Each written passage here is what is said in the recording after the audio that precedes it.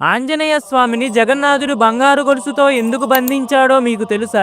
సముద్రదేవుడు జగన్నాథుడి భక్తిలో లీనమై స్వామి పాదాల దగ్గరకు వెళ్లడానికి ప్రయత్నించేవాడు. కానీ అలా ప్రయత్నించే ప్రతిసారి పూరీ నగరం అంతా సునామీ వచ్చినట్టు మునిగిపోయేది. ఇలా పదే పదే సునామీ రావడంతో గ్రామాన్ని కాపాడటానికి జగన్నాథుడు తన ప్రియభక్తుడైన హనుమంతుడిని పిలిచి, హనుమ, నాకు నీ సహాయం కావాలి. సముద్రదేవుడి అతి ప్రేమ వల్ల నా భక్తులకు ఆటంకాలు సంభవిస్తున్నాయి. నువ్వు ఇక్కడే సముద్రం ఒడ్డున నిలబడి పూరీ నగరాన్ని కాపాడాలి అని చెప్తాడు. అది విన్న హనుమంతుడు ఎంతో సంతోషించి సముద్రం ఒడ్డున కాపలాగా ఉంటాడు. దాంతో హనుమను చూసి సముద్రం చాలా ప్రశాంతంగా ఉంటుంది. కానీ పూరీ గ్రామంలో ఎక్కడైనా రాముడి పూజ జరుగుతుంది అంటే హనుమంతుడు పరిగెట్టుకుంటూ అక్కడికి వెళ్లిపోయేవారు. హనుమలేని సమయంలో మళ్లీ సముద్రం నగరం పైకి సునామీలా ముంచుకొచ్చేది. దాంతో జగన్నాథుడికి చాలా కోపం వచ్చి హనుమంతుడితో, మారుతి, నిన్ను ఎవరూ ఆపలేరు, నాకు వేరే దారి లేదు, నిన్ను కర్తవ్యం అనే గొలుసుతో కట్టేస్తాను అని చెప్పి పూరీ నగర సముద్రం ఒడ్డున